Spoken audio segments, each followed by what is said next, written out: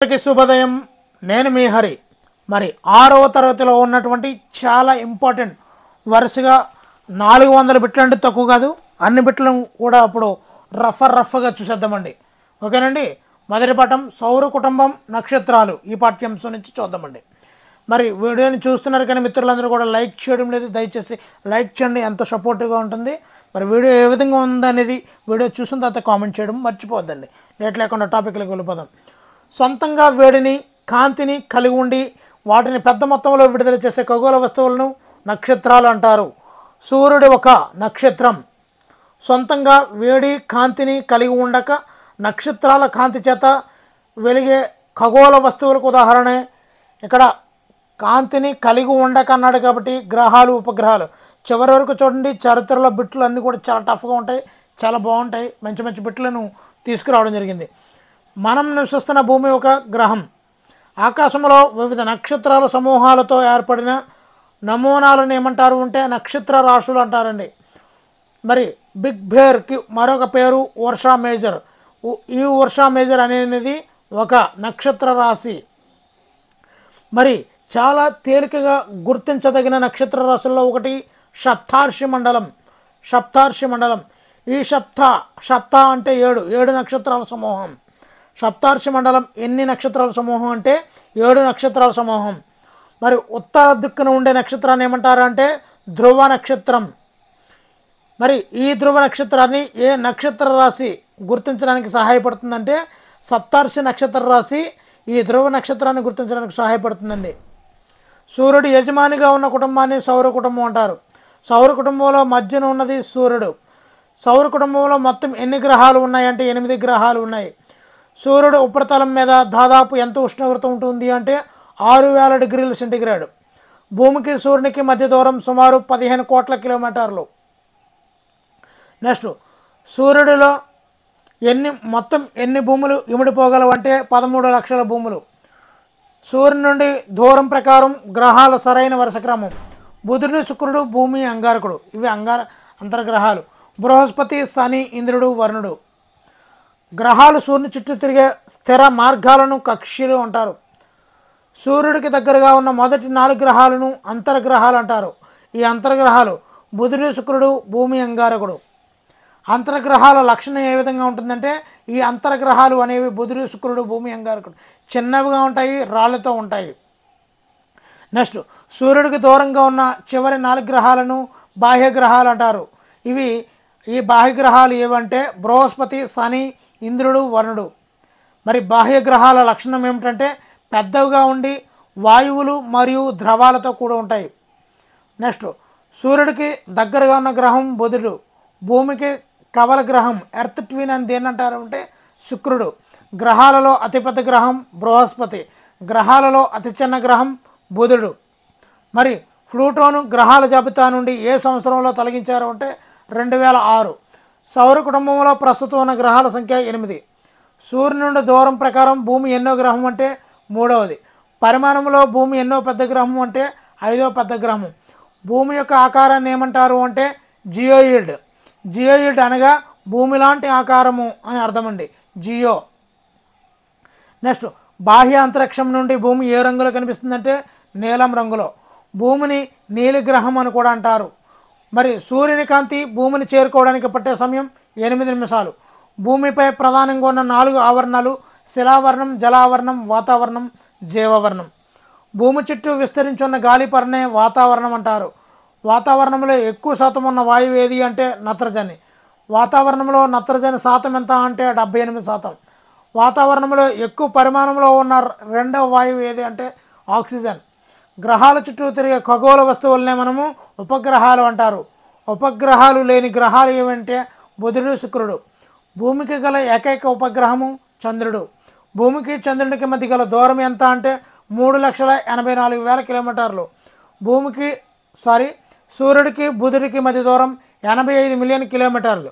85 million కిలోమీటర్లు. సూర్యుడికి వరుణుడికి మధ్య దూరం 4,500 మిలియన్ కిలోమీటర్లు. 4,500 మిలియన్ కిలోమీటర్లు. సూర్యుని చుట్టూ తిరిగే అతి చిన్న రాతి వస్తువులను గ్రహ శకలాలు అంటారు. గ్రహ శకలాలు అత్యధికంగా ఏ గ్రహ కక్ష్యల మధ్య కనిపిస్తాయంటే అంగారకుడు మరియు బృహస్పతి. నెక్స్ట్ బుధ గ్రహం సూర్యుని చుట్టూ తిరగడానికి పట్టే కాలాన్ని ఏమంటారు? అదే బుధ భ్రమణానికి పట్టే కాలం 88 రోజులు. బుధ గ్రహం తన చుట్టూ తాను తిరుగుటకు ఇది బుధుడి యొక్క పరిభ్రమణ కాలం 88 రోజులు, బుధుడి యొక్క భ్రమణ కాలం 59 రోజులు. శుక్రుడు సూర్యుని చుట్టూ తిరుగుటకు పట్టే కాలం 255. శుక్రుడు 255. శుక్రుడు తన చుట్టూ తాను తిరగడానికి 243 రోజులు పడుతుంది. రఫ్గా 250 దగ్గరలో రెండును. భూమి సూర్యుని చుట్టూ ఈ రెండు మనకి తెలిసినవే. భూమి యొక్క ఉపగ్రహాలు ఒకటే. అంగారకుడు సూర్యుని చుట్టూ తిరుగుటకు పట్టే కాలం అంగారకుడు 687. అంగారకుడు 687. అంగారకుడు తన చుట్టూ తాను తిరగడానికి పట్టే రోజు ఒక రోజు. అంగారకుడు ఉన్న ఉపగ్రహాలు 2. బృహస్పతి సూర్యుని చుట్టూ తిరగడానికి పట్టే కాలం 11 సంవత్సరాల 11 నెలలు. బృహస్పతి తన చుట్టూ తాను తిరగడానికి పట్టే కాలం రఫ్గా 10 గంటలు. బృహస్పతి 10 గంటలు. బృహస్పతికి ఉపగ్రహాల సంఖ్య 79. శని సూర్యుని చుట్టూ తిరగడానికి పట్టే కాలం 29. శని తన చుట్టూ తాను తిరగడానికి పట్టే కాలం 10 గంటల 40 నిమిషాలు. ఇక్కడ బృహస్పతికి 10 గంటలు, ఇక్కడ శని 10 గంటల 40 నిమిషాలు. శని యొక్క ఉపగ్రహాలు 82. 53 ధృవీకరించినవి, 29 ధృవీకరించబడనివి. ఇంద్రుడు సూర్యుని చుట్టూ తిరగడానికి పట్టే కాలం 84 సంవత్సరాలు. ఇంద్రుడు 84. ఇంద్రుడు తన చుట్టూ తాను తిరగడానికి 17 గంటలు, 17 గంటల పావు గంట, 17. ఇంద్రుని యొక్క ఉపగ్రహాల సంఖ్య 27. వర్ణుడు అంటే నెప్ట్యూన్ సూర్యుని చుట్టూ తిరగడానికి పట్టే కాలం 164. మరి ఇది 164, ఇది 84. గుర్తుపెట్టుకోండి, 84 ఇంద్రుడు, వర్ణుడు 164. మరి వర్ణుడు తన చుట్టూ తాను తిరగడానికి 16 గంటల 7 నిమిషాలు. వర్ణుడి యొక్క ఉపగ్రహాలు 14. చంద్రుడు తన చుట్టూ భూమి చుట్టూ ఒకసారి తిరగడానికి పట్టే సమయం 27 రోజులు. చంద్రుడు ఒకసారి తన చుట్టూ తాను తిరగడానికి పట్టే కాలం కూడా 27 రోజులే. హేళితోక చుక్క ప్రతి ఎన్ని సంవత్సరాలకు ఒకసారి కనిపిస్తుందంటే 76 సంవత్సరాలకు ఒకసారి కనిపిస్తుందండి. భూమి తన అక్షంపై పడమర నుంచి తూర్పుకి తిరుగుతుంది కదా, దీన్ని భూభ్రమణం అంటారు. భూభ్రమణం వల్ల రాత్రి పగలు ఏర్పడతాయి. భూమి తన చుట్టూ తాను తిరగడానికి పట్టే ఖచ్చితమైన సమయం 23 గంటల 56 నిమిషాల 4.09 సెకండ్లు. భూమి తన అక్షంపై తాను తిరుగుతూ సూర్యుని చుట్టూ తిరిగి రావడాన్ని ఏమంటారు అంటే భూ పరిభ్రమణం. భూమి సూర్యుని చుట్టూ తిరిగే నిర్ణీత మార్గాన్ని కక్ష్య అంటాం. భూకక్ష్య అనేది దీర్ఘవృత్తాకార రూపంలో ఉంటుంది. భూ పరిభ్రమణానికి పట్టే సమయం 365 రోజులు 6 గంటలు. ఎన్ని సంవత్సరాలకు ఒకసారి లీప్ సంవత్సరం ఏర్పడుతుందంటే 4 సంవత్సరాలకు ఒకసారి. లీప్ సంవత్సరంలో 366 రోజులు ఉంటాయి. లీప్ సంవత్సరంలో ఫిబ్రవరి నెలకి 29 రోజులు ఉంటాయి. సూర్యుని చుట్టూ భూమి తిరిగే స్థితుల్లో మార్పు రావడం వల్ల ఋతువులు అనేవి ఏర్పడుతుంటాయి. మరి జూన్ 21వ తేదీన సూర్యకిరణాలు ఏ రేఖ మీద నిటారుగా పడతాయంటే కర్కట రేఖ మీద. మరి భూమి తన అక్షంపై ఏ దిశ నుండి ఏ దిశకు తిరుగుతుందంటే పడమర నుంచికి తూర్పు వైపుకి. మరి భూమికి ఒక ఖచ్చితమైన నమూనే గ్లోబు. గ్లోబులో ఉత్తర దక్షిణ ధృవాలు కలుపుతూ ఉండే సూదిని ఏమంటారు అంటే అక్షం అంటారండి. పురాతన గ్లోబుని ఎవరు రూపొందించారంటే మార్టిన్ బెహామ్. ఈ పురాతన గ్లోబుని ఏ సంవత్సరంలో రూపొందించారంటే 1492. భారతదేశాన్ని సముద్ర మార్గాన్ని కనుగొన్న వాస్కో డి గామా కూడా 1492 వచ్చాడు. కాబట్టి మార్టిన్ బెహామ్. ఆధునిక ఖగోళ గ్లోబుని 1570లో రూపొందించారు టకీ ఆల్దిన్. గ్లోబుకు మధ్య భాగంలో గ్లోబుని 2 సమభాగాలు చేస్తూ పోయే ఊహారేఖను ఏమంటారంటే భూ మధ్యరేఖ. 0 డిగ్రీల అక్షాంశాన్ని భూమధ్యరేఖ అంటారు. భూమధ్యరేఖకు ఉత్తరంగా ఉన్న అర్ధగోళాన్ని ఉత్తరార్ధగోళము, దక్షిణంగా ఉన్న అర్ధభాగాన్ని దక్షిణార్ధగోళం అంటారు. మరి భారతదేశం అనేది ఉత్తరార్ధగోళంలో ఉంది. మరి గ్లోబుపై భూమధ్యరేఖకు సమాంతరంగా కనిపించే ఊహారేఖను ఏమంటారు అంటే అక్షాంశాలు. మొత్తం అక్షాంశాలు ఎన్ని ఉన్నాయంటే 181. అక్షాంశాలు అన్నింటిలోనే పెద్దది భూమధ్యరేఖ. 90 డిగ్రీల ఉత్తర అక్షాంశాన్ని ఉత్తర ధ్రువం అని, 23.5 డిగ్రీల ఉత్తర అక్షాంశాన్ని కర్కట రేఖ అని, 66.5 డిగ్రీల ఉత్తర అక్షాంశాన్ని ఆర్కిటిక్ వలయం అని, 90 డిగ్రీల దక్షిణ అక్షాంశాన్ని దక్షిణ ధ్రువం అని, 23.5 డిగ్రీల దక్షిణ అక్షాంశాన్ని మకర రేఖ అని, 66.5 డిగ్రీల దక్షిణ అక్షాంశాన్ని అంటార్కిటిక్ వలయం అని అంటారండి. అక్షాంశాలకు లంబంగా గీసినట్లు ఉత్తర దక్షిణ ధృవాలను అనుసంధానించే రేఖలను రేఖాంశాలు అంటారు. ఈ రేఖాంశాలకు మరో పేరు మధ్యాహ్న రేఖలు. 0 డిగ్రీల రేఖాంశాన్ని ఏమంటారు అంటే ముఖ్య రేఖాంశము లేదా గ్రీనిచ్ రేఖాంశం అంటారు. అదేవిధంగా 180 డిగ్రీల రేఖాంశాన్ని ఏమంటారంటే అంతర్జాతీయ దినరేఖ అంటారు. మొత్తం రేఖాంశాలు ఎన్ని అంటే 180 అండి. మరి రేఖాంశాలు దేనికి సమానంగా ఉంటాయంటే పొడవులో సమానంగా ఉంటాయి. మరి రేఖాంశాలు భూమధ్య రేఖ వద్ద దూరంగా ఉండి ఎక్కడ కలుస్తాయంటే ధ్రువాల వద్ద కలుస్తూ ఉంటాయండి. మరి అక్షాంశాలు ఒకదానికొకటి ఎలా ఉంటాయంటే సమాంతరంగా ఉంటూ ఎప్పటికీ కలవండి. మరి అక్షాంశాలు దేనికి ఉపయోగపడతాయంటే భూమధ్య రేఖ నుండి ఉత్తర దక్షిణానికి మధ్య దూరాన్ని కొలవడానికి అక్షాంశాలు అనేవి ఉపయోగపడుతుంటాయండి. మరి చంద్రుని మీద ఉపరితలం మీద అడుగుపెట్టిన మొదటి వ్యక్తి ఎవరంటే నీల్ ఆర్మ్స్ట్రాంగ్, అమెరికా దేశస్థుడండి. నీల్ ఆర్మ్స్ట్రాంగ్ చంద్రునిపై ఏ సంవత్సరంలో అంటే 1969లో. ఇక్కడే ఇస్రో కూడా ఏర్పడిందండి 1969. అంతరిక్షంపైకి వెళ్ళిన మొదటి వ్యోమగామి ఎవరు అంటే రాకేష్ శర్మ అండి. మరి భారతదేశంలో 1975లో మొట్టమొదటి ఉపగ్రహాన్ని ప్రయోగించారు. దాని పేరు ఆర్యభట్ట. ఇస్రో 1969లో ఏర్పడింది. 1975లో మొదటి ఉపగ్రహాన్ని అయితే వదలడం జరిగిందండి. మరి అంతరిక్షంలో ఉన్న కొన్ని భారతీయ ఉపగ్రహాలు ఇన్సాట్, ఐఆర్ఎస్, ఎడ్జిసాట్ ఇవి ఉపగ్రహాలండి. ఇస్రో ప్రయోగ కేంద్రం సతీష్ ధావన్ స్పేస్ సెంటర్ అండి. చంద్రయాన్ ఉపగ్రహాన్ని 2008 అక్టోబర్ 22న ఉపయోగించారు.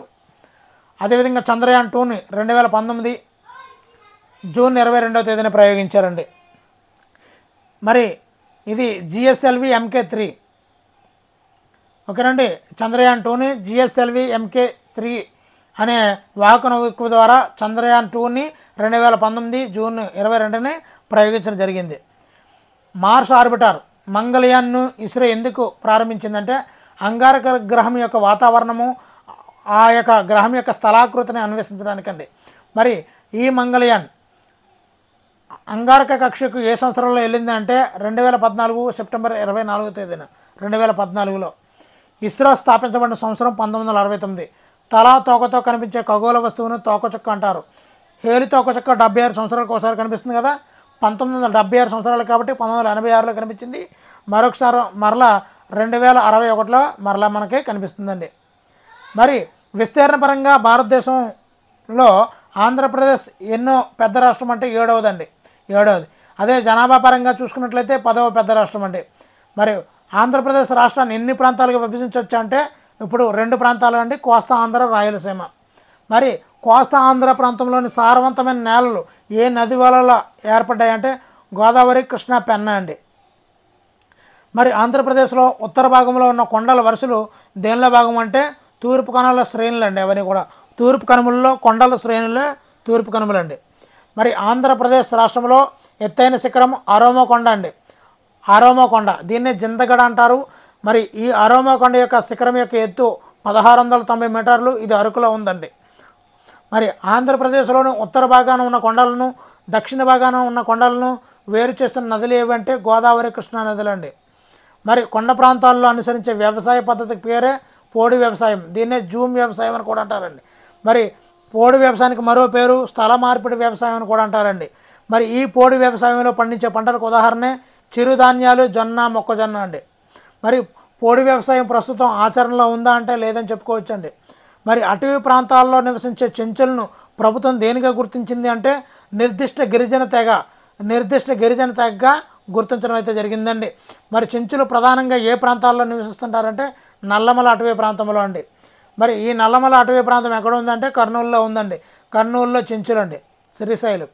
మరి విశాఖపట్నం జిల్లాలోని ఆంధ్ర ఊటీ అని పిలువబడే ప్రాంతం ఏది అంటే లంబసింగి అండి. లంబసింగి. కర్నూలు జిల్లాలో నల్లమల, ఎర్రమల కొండలు ఉన్నాయండి. ఇంతకుముందే చెప్పాను నల్లమల. మరి చిత్తూరు జిల్లాలో శాసాచలం కొండలు, తిరుపతి కొండలు ఉన్నాయండి. ఆంధ్రప్రదేశ్ తీరరేఖ పొడవు 972 కిలోమీటర్లు అండి. మరి కోస్తా ఆంధ్రలోని విశాఖపట్నంలో ఉన్న కొండలు ఏరాడ కొండలు, అనంతగిరి కొండలు. ఇవన్నీ కూడా ఏరాడ కొండలు, అనంతగిరి కొండలు విశాఖపట్నం జిల్లాలో ఉన్నాయండి. మరి ప్రకాశం జిల్లాలో ఉన్న కొండలు నల్లమల కొండలు. ఈ నల్లమల కొండల్లో కర్నూలు జిల్లా, కర్నూలు, ప్రకాశాలలో కూడా ఉన్నాయండి. నెక్స్ట్ కళింగ యుద్ధం గురించి అశోకుడు తన ఎన్నో శిలాశాసనంలో ప్రస్తావించాడు అంటే 13వ నెంబర్ శిలాశాసనంలో అండి. మరి అశోకుని శిలాశాసనాలలో ధర్మం అనే పదాన్ని ప్రాకృత భాషలో ఏమని పిలుస్తారో అంటే దమ్మం అంటారండి. మరి సారనాథ్లోని అశోకుని స్తూపం నుండి 4 సింహాల బొమ్మను భారత ప్రభుత్వం మరి అధికార చిహ్నము జాతీయ చిహ్నంగా గుర్తించింది. అది ఏ రోజు నుంచి అంటే 1950 జనవరి 26 తేదీన అండి. మరి ఈ జాతీయ చిహ్నంలోని 3 సింహాలు దేనికి ప్రత్యేకలు అంటే ఆలకి ధైర్యానికి అండి. ఆ అంటే అధికారము, ధైర్యము, ఆ అంటే ఆత్మవిశ్వాసం. ఆలకి ధైర్యానికి ఈ 3 సింహాలకి ప్రత్యేక అండి. ఈ జాతీయ చిహ్నం కింద సత్యమేవ జయతే అనే వాక్యం మొండకోపనిషత్తు దీని నుంచి తీసుకోవడం జరిగిందండి. గుప్త వంశ రాజ్యానికి చెందిన రాజులలో మొదటి వారు ఎవరంటే మొదటి చంద్రగుప్తుడు అండి. గుప్తుల రాజధాని పాటలీపుత్రం అండి. గుప్తులు మౌర్యులు కూడా పాటలీపుత్రం అండి. మొదటి చంద్రగుప్తుడి తర్వాత రాజ్యపాలన చేసింది ఎవరు అంటే సముద్రగుప్తుడు అండి. ఈయనే త్రిసముద్రాధీశ్వర అంటారండి. మరి పశ్చిమ భారతదేశంలోని సకరాజులను జయించిన రాజు ఎవరంటే రెండవ చంద్రగుప్తుడు అండి. మొదటి చంద్రగుప్తుడు సముద్రగుప్తుడు, రెండవ చంద్రగుప్తుడు అండి.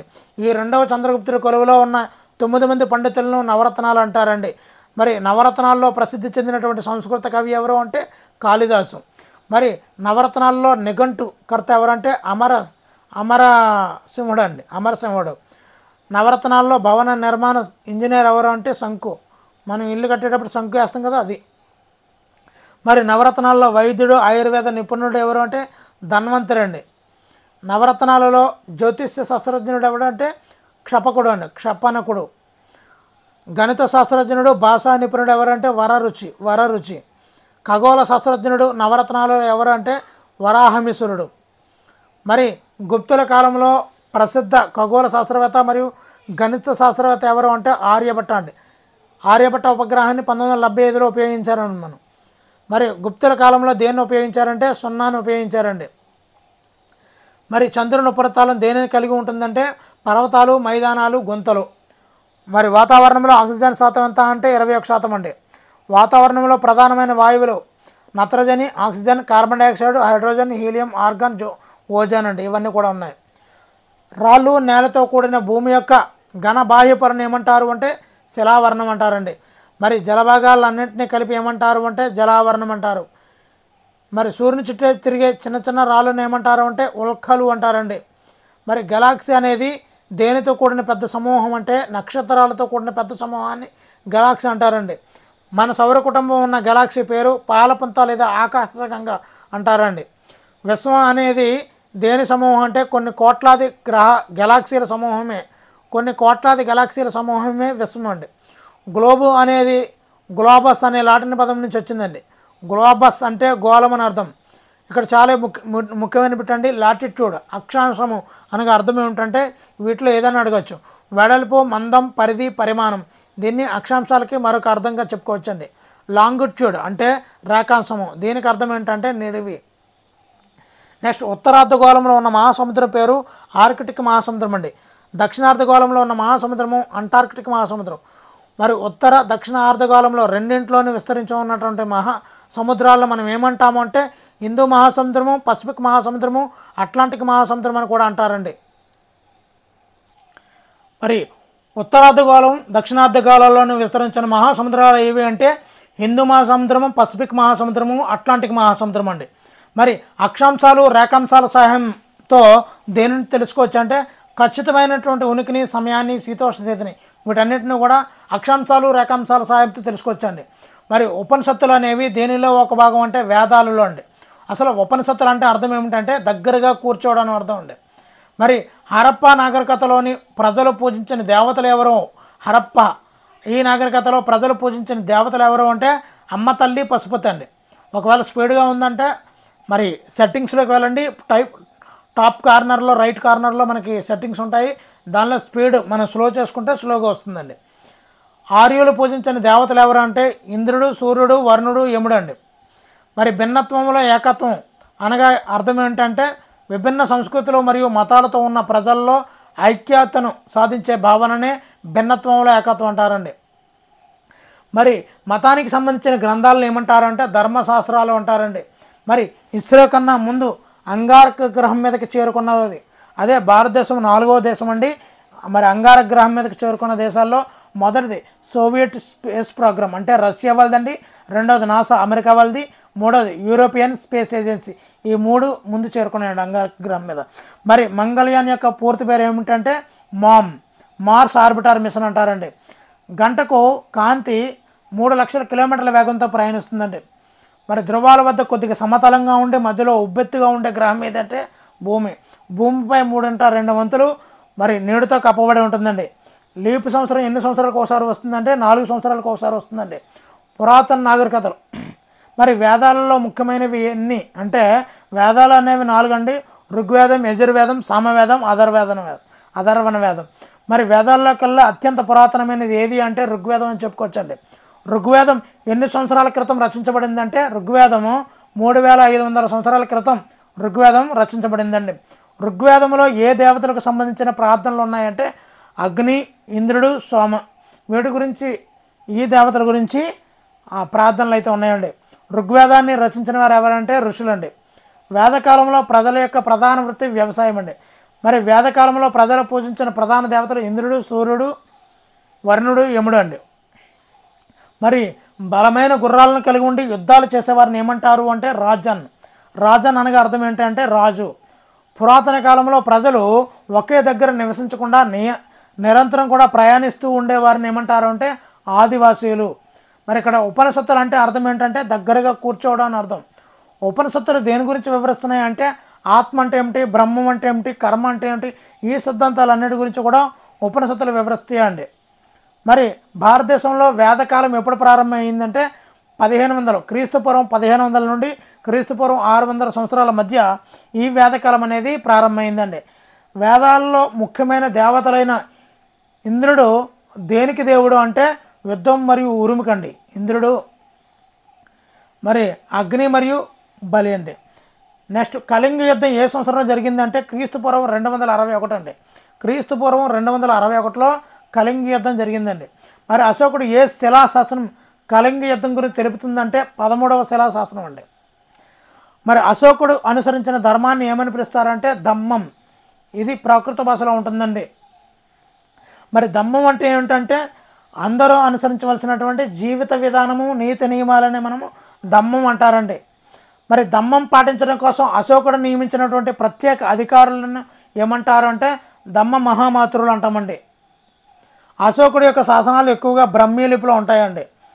అశోకుని శాసనాలు ఏ భాషలో ఎక్కువగా కనిపిస్తాయంటే ప్రాకృత భాష, బ్రహ్మీ లిపి ప్రాకృత భాషలో కనిపిస్తుంటాయండి. మరి అశోకుడు బౌద్ధ మతాన్ని స్వీకరించడానికి కారణం కళింగ యుద్ధంలో జరిగిన విధ్వంసాన్ని దృష్టిలో పెట్టుకొని మరి బౌద్ధ మతాన్ని స్వీకరించారండి. అశోకుడు బౌద్ధ మతాన్ని స్వీకరించి తన కుమారుడు కుమార్తెను ఎక్కడ పంపించాడు అంటే శ్రీలంకకి అండి. మరి అశోకుడి యొక్క అధికార చిహ్నం భారతదేశ జాతీయ చిహ్నం ఏ స్తూపం నుంచి గ్రహించబడిందంటే సారనాథ్ స్తూపం నుంచి అండి. మరి జాతీయ చిహ్నం కింద ఉండే వాక్యం ఏదంటే సత్యమేవ జయతే. మరి ఆ సారనాథ్ స్తూపంలోని 4 సింహాలు దేనికంటే ఆలకి, ధైర్యానికి, విజయానికి అండి. అధికారం, ధైర్యం, ఆత్మవిశ్వాసం, విజయం అండి.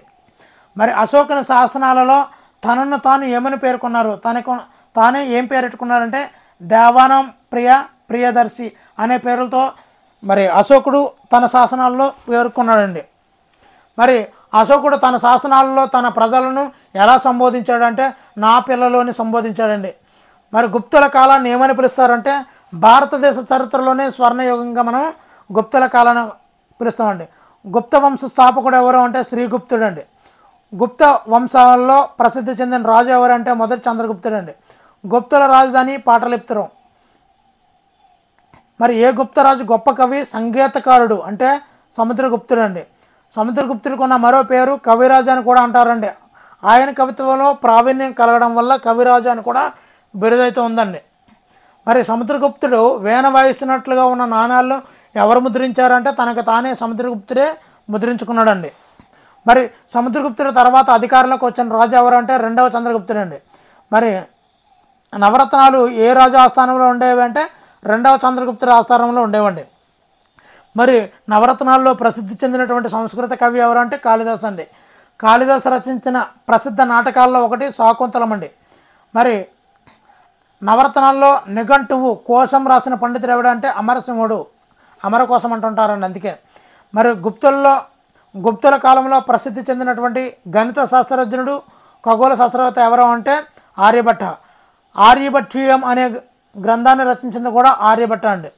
గుప్తుల కాలంలో దేనిని ఉపయోగించారంటే సున్నా మరియు దశాంశ పద్ధతిని గుప్తుల కాలంలో ఉపయోగించడం జరిగిందండి.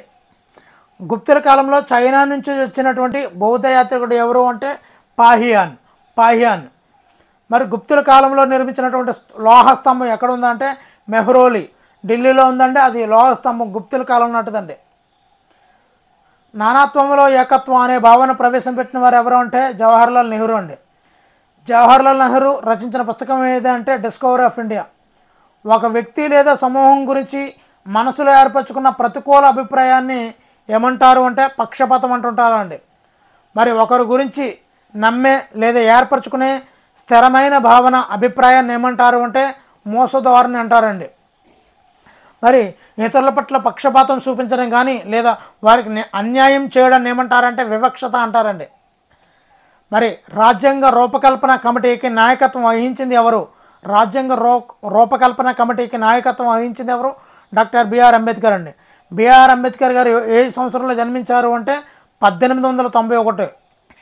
మరి రాజ్యాంగంలో అందరికీ సమానత్వాన్ని కల్పించే ముఖ్యమైన అధికారనే ప్రజలందరూ సమానమని చెప్పింది 14వ అధికారం అండి.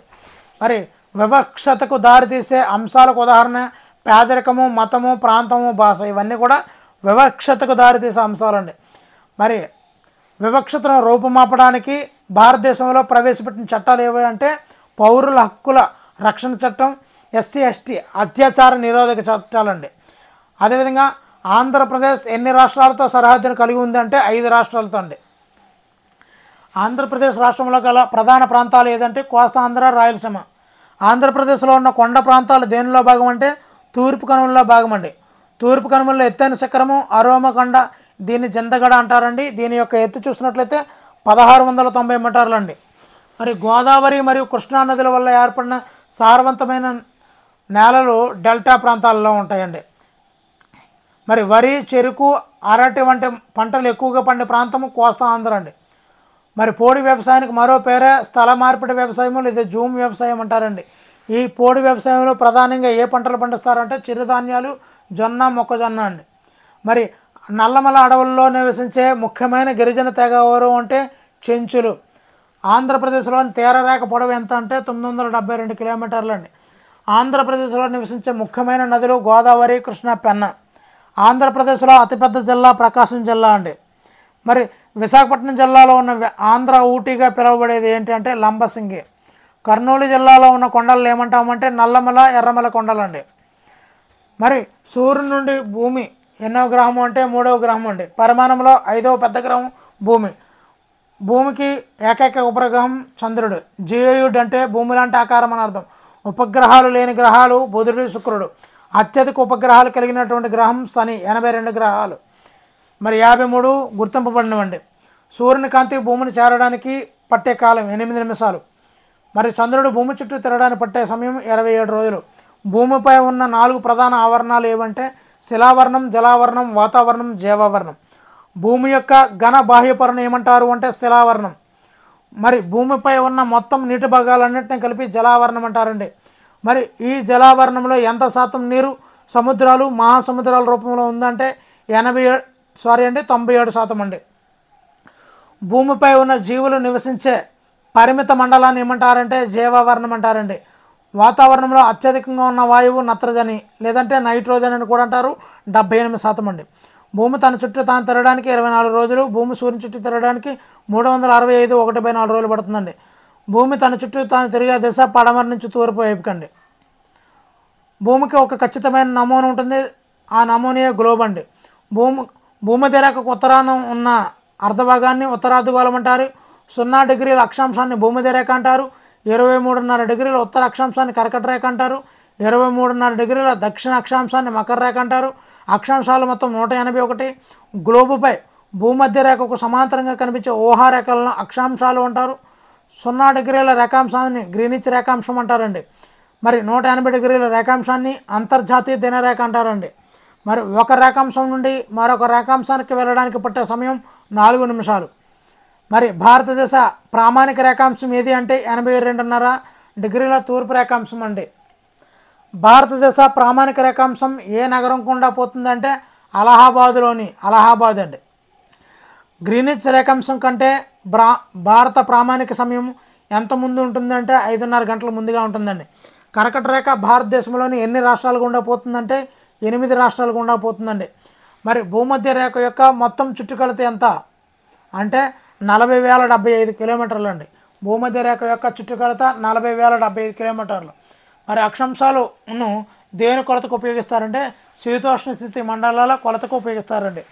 భారతదేశంలో ఉపయోగించినటువంటి మొట్టమొదటి ఉపగ్రహము ఆర్యభట్ట అండి. ఇది 1975లో చంద్రుని ఉపరితలంపై అడుగుపెట్టిన రెండో వ్యక్తి. మొదటిది నీల్ ఆర్మ్స్ట్రాంగ్, మరి రెండవది ఎడ్విన్ ఆల్డ్రిన్.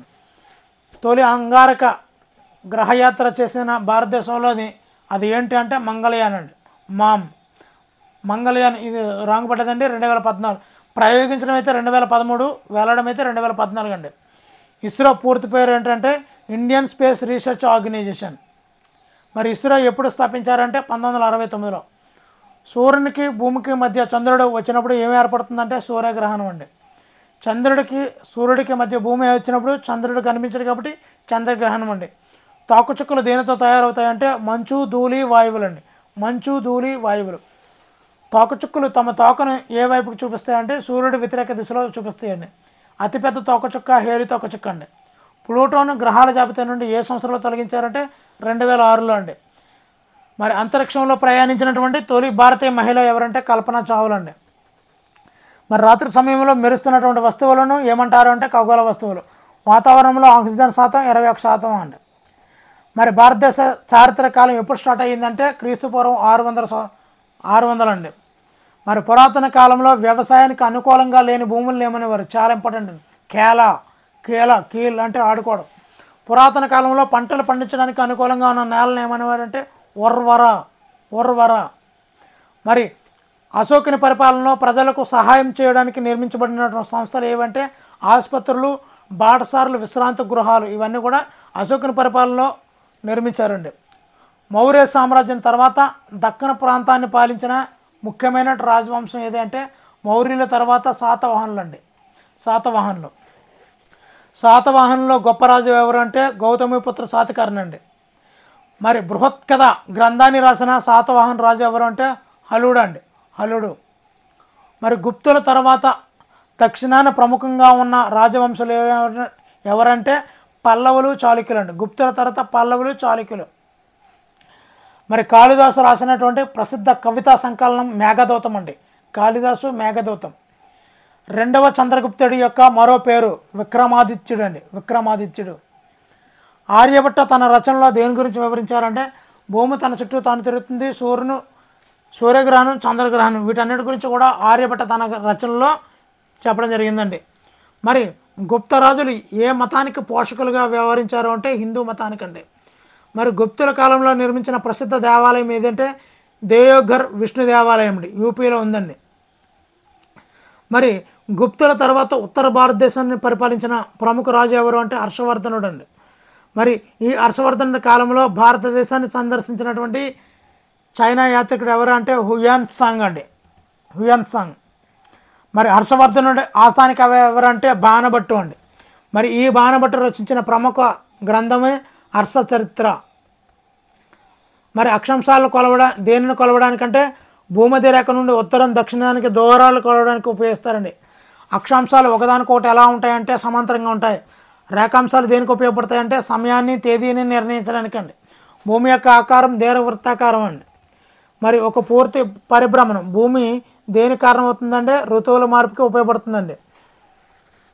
నెక్స్ట్ చంద్రుడిపై పగటి ఉష్ణోగ్రత ఎంతవరకు ఉంటుందంటే 100 డిగ్రీల సెంటీగ్రేడ్ వరకు ఉంటుందండి.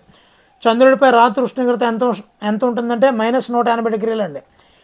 ఏ 2 గ్రహాలు మినహా మిగిలిన గ్రహాలన్నీ వ్యతిరేక దిశలో తిరుగుతాయంటే మరి శుక్రుడు, ఇంద్రుడు ఈ 2 గ్రహాలు మాత్రమే వ్యతిరేక దిశలో సవ్య దిశలో తిరుగుతాయండి. శుక్రుడు తూర్పు నుంచి పడమరకండి. శుక్రుడును ఇక్కడ ఇంద్రుడును ఈ 2 కూడా తూర్పు నుంచి పడమర తిరిగితే మిగతా అన్నీ కూడా పడమర నుంచి తూర్పు తిరుగుతాయండి. సూర్యకాంతి లేని సమయంలో కనిపించే ఖగోళ వస్తువులనే ఆకాశ వస్తువులు లేదా రాత్రి ఆకాశ వస్తువులు అని కూడా అంటారండి. కోస్తా ఆంధ్రలో ఎక్కడ వ్యవసాయం ఎక్కువగా జరుగుతుందంటే గోదావరి కృష్ణా డెల్టా ప్రాంతాలు అయినటువంటి ఆ ప్రాంతాల్లో ఎక్కువగా వ్యవసాయం జరుగుతుందండి. నెక్స్ట్, మట్టితో పాటు ఇసుక గులకరాళ్ళు కలిపి గాలి నీరు ద్వారా కొండల నుండి తీసుకురాబడిన నేలలే ఒండ్రు మట్టి అంటారండి. మరి మట్టిలో ఎరుపు రంగు దేని కారణంగా వస్తుందంటే ఇనుము ఆక్సైడ్ వల్ల మట్టికి ఎరుపు రంగు వస్తుందండి. అరుగు ప్రాంతంలో ఉష్ణోగ్రత వేసవిలో ఎంతవరకు ఉంటుందంటే 25 నుంచి 30 డిగ్రీల సెంటీగ్రేడ్ అండి. మరి రాయలసీమ ప్రాంతంలో ఎంత శాతం అడవులు విస్తరించి ఉన్నాయంటే సుమారుగా 21% అండి రాయలసీమ ప్రాంతంలో. మరి ఆంధ్రప్రదేశ్లో ఏ కొండ ప్రాంతాల్లో వజ్రాలు దొరికేవంటే గుంటూరు, కడప. ఆంధ్ర రాష్ట్రానికి దక్షిణ సరిహద్దు రాష్ట్రం తమిళనాడు అండి. ఉత్తర సరిహద్దు ఒడిశా, ఛత్తీస్గఢ్. ఆంధ్రప్రదేశ్ రాష్ట్రానికి పశ్చిమాన కర్ణాటక, తెలంగాణ. ఆంధ్రప్రదేశ్లో ఎత్తైన శిఖరం ఏ జిల్లాలో ఉందంటే అల్లూరి సీతారామరాజు అని. నల్లమల కొండలు కర్నూలు, ప్రకాశం జిల్లాలో ఉన్నాయి. భారతదేశంలో వైవిధ్యానికి గల ముఖ్యమైన కారణం చారిత్రక భౌగోళిక అంశాలు అనేక కలిగి ఉండడం వల్ల అండి. కేరళలో ఎక్కువగా మాట్లాడే భాషే మలయాళం అండి.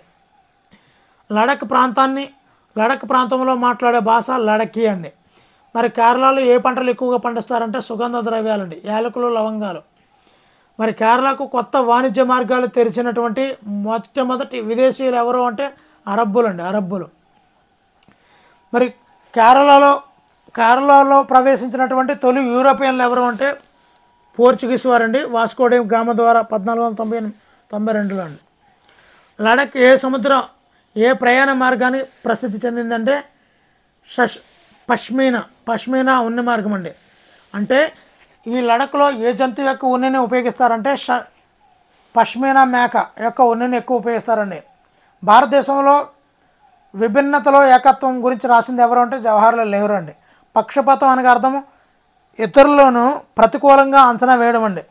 భారత రాజ్యాంగం అమల్లోకి వచ్చింది 1950 జనవరి 26.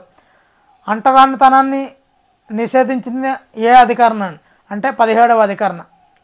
వాతావరణంలో ఎన్ని రకాల వాయువులు ఉన్నాయంటే 5 రకాల వాయువులు ముఖ్యంగా ఉన్నాయండి.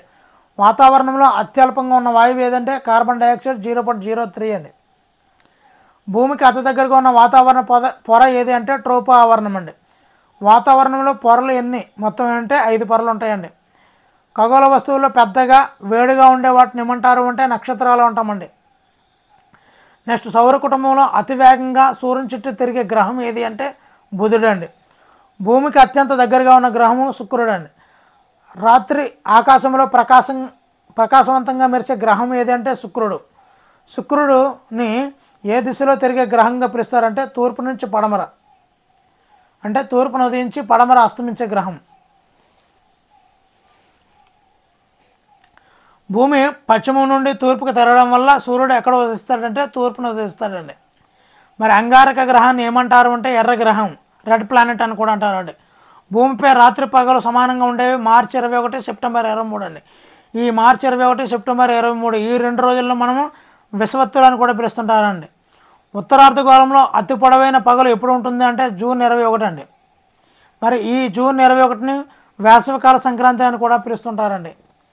మరి ఉత్తరార్ధగోళంలో అతి తక్కువ పగలు ఎప్పుడు ఉంటుందంటే డిసెంబర్ 22 అండి. ఈ రోజున డిసెంబర్ 22 ఏమని పిలుస్తామంటే శీతాకాల సంక్రాంతి అని కూడా పిలుస్తుంటామండి. మరి ఖగోళంలో కనిపించే వస్తువులను ఖగోళ వస్తువులు అంటారు. భూమి తన చుట్టూ గంటకు ఎంత వేగంతో తిరుగుతుందంటే 1610 కిలోమీటర్ల వేగంతో అండి. గ్రీనిచ్ రేఖాంశం ఏ దేశం గుండా పోతుంది అంటే లండన్ గుండా అండి గ్రీనిచ్. మరి కృష్ణానది ఉపనదుల్లో ముఖ్యమైనది తుంగభద్ర నది అండి. గోదావరి నదికి ఉన్న ప్రముఖ పాయలు ఏవంటే గోదావరి గౌతమి విశిష్ట పాయలండి. కోస్తా ఆంధ్ర ప్రాంతంలో ప్రధానంగా పండే పంటలు ఏవంటే వరి, జొన్న, పత్తి. విశాఖపట్నం జిల్లాలో ఉన్న కొండలు ఏవి అంటే యారాడ కొండలండి. మరి కడప, చిత్తూరు జిల్లాలో ఉన్న కొండలు శాశ్వతలం కొండలు, పాలకొండలు అని కూడా అంటారండి.